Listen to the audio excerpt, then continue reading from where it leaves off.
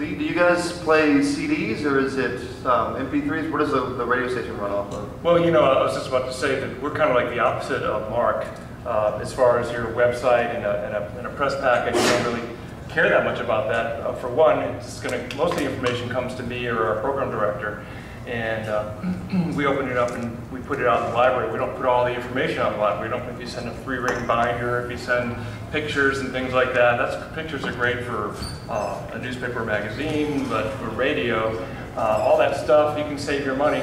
Just keep that and send it to TV because they want to see what you look like. Absolutely. And to a newspaper, but for radio, basically the CD itself and maybe a one sheet. That's actually what they call it, a one sheet, and it's usually information just on one side with maybe a little photo of the CD and some quotes. Those are always helpful of people that have liked your music. So give us more incentive to listen to the CD, because as much as we want to, we can't hear every single CD that comes in. I try, but we get anywhere between 100 and 200 CDs a week. It's pretty hard to listen to every one.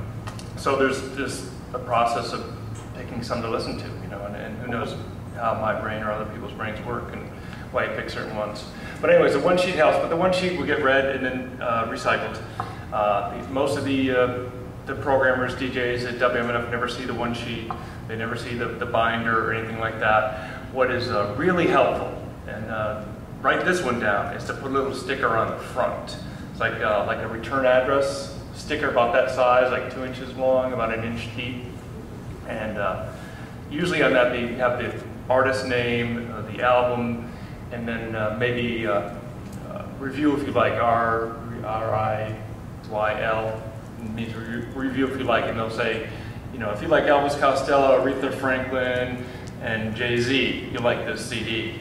And you believe it, that is not untypical. You want to make sure, sometimes I try and get too many people to listen to it. It's like, wow, it sounds like all that. And you listen to it, doesn't sound like any of that. But it got you to listen, and you might like it anyway, even so. But it's probably better to identify yourself more of what you really sound like. And then maybe, one quote or something, like when BAMO sends out our CDs, we get advanced quotes from the local reviewers, like, wow, this is the best compilation I've heard all year. And someone sees that at a radio station, it's right on the CD, and you're going through these 200 CDs, and you see that, and you go, oh, I'll put that in my pile to listen to, versus not. Those CDs that have nothing on them, really the only thing that's going to make you want to listen to it is if you already know the band, which I'm guessing in this case, most of the people sending stuff out aren't known yet, and or the artwork for some reason, or a song title, you might listen to it. So those stickers really help. And take it one step further, actually put it on it's more work to take the sleeve out and put it on that, because a lot of times the cover breaks, and we just throw the cover away, put the sleeve in a new cover, so then there goes your stuff. So that's my #1 recommendation for sending stuff out to radio stations. Put it right on the disc. What's that? Put it right on the disc. No, the paper sleeve that comes out of the front of the jewel cases, put it right on that. Try not to block your name or key stuff on the thing, but it's easier just to slap it on the front. And 95% of the time that's going to work. So I wouldn't insist that you do that. But it's just one more step. It's crazy, some things, like send CDs already opened. It's great. Sometimes CDs are really hard to get this stuff off, and okay, these are the ones I have to open, and believe it or not, they might sit there for a week before you get to it, and maybe you forget about it, you don't get to them, it's just, every little thing probably makes a little difference. I would add, too, on the RIYL tags, that recommended if you like, or review if you like, I would recommend trying not to come up with that yourself. I know it's hard sometimes as an artist to separate yourself from your own material, and you may think you sound like John Mayer, and your neighbor may think you sound like John Denver. So I would recommend putting together a blind focus group, maybe some family members, some older people, some younger people. Just put together 5 people in a room, blind, and play the material for them. 3 tracks or 3 lead tracks, and I think you probably want that too on that. Yeah, that's also good to put on feature tracks that you would want played. Play them your singles and ask their opinion, because their opinion is going to be completely different from your opinion of what you sound like. Yeah, that's true. I think I forgot to mention the 3 tracks. There are some stations, because they get so many CDs, will only listen to the 3 songs that you put on there. They won't listen to the rest. So you said number 3, 7, and 10. all I'm going to listen to. I mean, at WMNF, I just start with the first track and keep going until I find a song I like, or if I don't like it, just go to the next CD. I actually don't pay attention to that, but a lot of community stations are like that. Keep that in mind. Lee, you mentioned jewel cases. Is that still the way to go? Well, you know, a lot of them aren't jewel cases anymore. They're the cardboard things. So I guess when I say jewel case, I just mean CD in general. So I just put the sticker on the front. What's that? Well, in the WMNF library, you got to be able to read. Oh, yeah, good, Gloria. That's a good one, Gloria. A lot of people, you know, I did some investigation, and it doesn't seem like it's that much cheaper. But you can do a CD that's just a cardboard sleeve. There's no spine to it at all. And I guess it must be a little bit cheaper, but in my experience, it doesn't seem like it's that much cheaper. But if the CD doesn't have a spine, imagine it's in your bookshelf, you don't even see it. Never mind know what it is. And all the time, you know, DJs saying, hey, I can't find a new CD by Drive-By Truckers. It's like, it's a thin case. You gotta, go and you gotta search it out. So if you do that thin case, your CD is just going to disappear at most community radio stations. You're not going to see it, or if it gets in a stack of your review stack, and you're looking at it, you're not going to see it. So it's a little thing, but little things add up. What about Jordan and Ryan in terms of the selecting podcast things? Are there any little things like that, like an email title, or having a photo in the email versus as an attachment, anything like that? That'll help. With SMA, that was more of we were trying to go for a grassroots kind of community thing and really supporting the scene and supporting each other. We would encourage people to come out to other people's shows, and there was a whole grassroots kind of initiative on the site that kind of went with the show. So the rule of thumb with Smash Radio was that we wouldn't play anybody on the show that we hadn't seen live, and we tried to stick to that rule. These are bands that we vouched for. These are great local bands. But as far as Creative Loafing, and Ryan can ask about an answer to TBO, I think that it's back to the relationship building with either the music editor or the producer of the show. It doesn't really matter. We're gonna the videos that we would produce, for an all weekly, or it's not the real heavy morning female demographic that you're gonna have on channel. It's not chick with a pick. We're not looking for chicks with a pick. We do dudes with a pick too. I don't want to exclusion. That appearance really didn't matter, but it's really all about the songs. It's about the material, and it's about presentation of that material. And I'll add to that. I don't know how many of you were here earlier for Bob Boylan of All Songs Considered, but he touched on something that is brilliant, and that is know who you're sending it to. Be aware of what they play, where you're sending it. Don't treat it as a list of places to send your demos. It's not a list of addresses. You need to know what these people write about, what other bands, get exposure in these magazines, and it is about, building a relationship. It's a two-way thing. It's not just a place to throw your PR at, I think. At TBO and Creative Loafing, we cover all genres.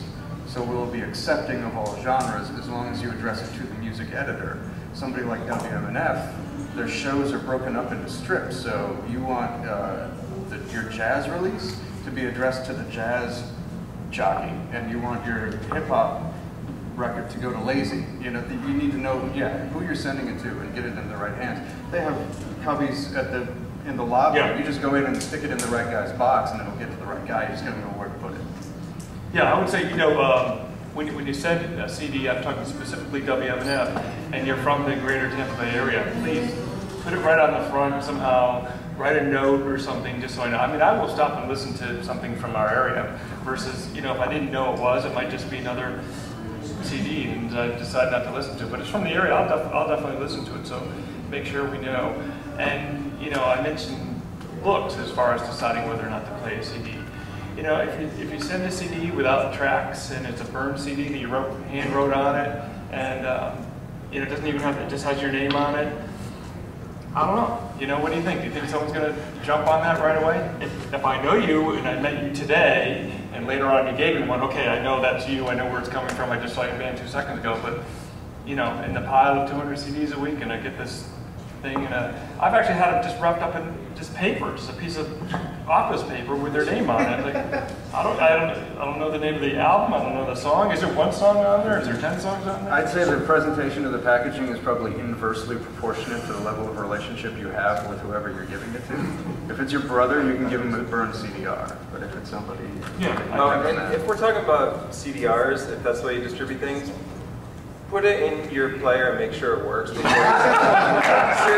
because you wouldn't believe how many we get that are just, duds, Yeah, well, we put a CD, and sometimes those CDs, of course, I'm saying I never listen to those, but I'll put them in, and he's right, they don't play. So if they don't play, they just go in the trash. You're not going to put them in the library, and some DJ's going to grab it by mistake or something, put it on, and you're going, well, there's something wrong with the CD.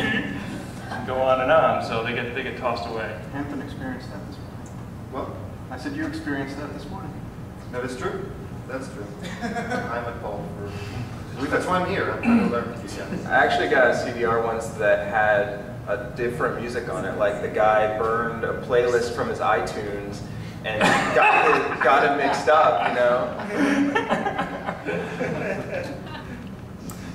Well, anything else you guys want to add? I think I just cut Lee off about it. Well, I was going to say, as far as sending MP3s to WMNF right now, we're not really that well equipped to pass that information along to all our DJs. Like, I don't know if you know MNF, all the DJs pick the music for their shows. I'm the music director, but I don't tell them what to play. We just tell them you have a slot that's hip hop or it's rock or it's folk or whatever. But we don't tell them what to play, so they go through either bringing their own stuff or they go through we have a whole wall like about that size of new releases in the last 3 months. And so we don't tell them what to play. So if I get an email with MP3, I mean, I don't know how to print that out and put it in the library, and we don't really have a really good way right now to play digital files unless you a lot of DJs bring in their own laptops and do it that way. So definitely a CD would be the best way to go. I mean, maybe, like you said, know where you're sending it. Some stations probably only want digital at this point. So find out what, if you can, what they want before you send it out. I don't want you to waste your money and your time. And as far as calling radio stations, I say that is kind of a waste of your time. So many people call, and most community radio stations and music directors and stuff like that are part-time. I'm part-time at WMNF. And you're probably not going to get a call back. Well, don't ever expect a call back, but you might get through and reach somebody. And but if you get the voicemail, maybe quickly say the name of the band, and it sounds like it's great Americana music or it's great hip hop, and maybe that'll get someone to go and pull out your CD, track it down, and play it. But trying to call to get through to radio stations is really tough. When you get Randy Wynn, he won't talk back. Calling a TV station a little different. Obviously, if you call the main switchboard and you tell them that you want to be on Studio 10, they'll usually pass it along the main. I'll throw out my main number there. It's 727-577-8216. And with me, it's very squeaky wheel because you got to understand, to be on Studio 10 is to take up about 1/5 of what we do every day. We've got a whole, that may be 10 minutes, but there's a whole other 50 minutes going on. And you're one little cog in this whole wheel of a live TV show. And so I'm pulled in a lot of different directions. We don't have a huge staff. And if you do that squeaky wheel, hey, I sent you an email, hey, I said, I'll eventually get back to you, but I won't string you along. If I feel it's not a good fit, I'll tell you. It's like, hey, listen, I'm digging what you do, but it's really not a good fit for what we do, so, we're going to take a pass on this. So don't take that as, personally. I mean, it's just part of the whole, the whole bit there. Because, like I said, we're looking for something to cater to an audience, and we're the gatekeepers. We have to protect the show first and foremost. And we got to make sure it's a good fit for the show. So if for some reason I don't feel you're not a good fit for Studio 10, doesn't mean that you're terrible. It's just you're not a good fit for the TV show. You may be perfect for some other venue. It might not transcend what we do exactly. So yeah, squeaky wheel for me. Emails, phone calls. I'll eventually get back to you, but know that I'm pulled in a lot of different directions, as is my staff. But we try to get back to everybody.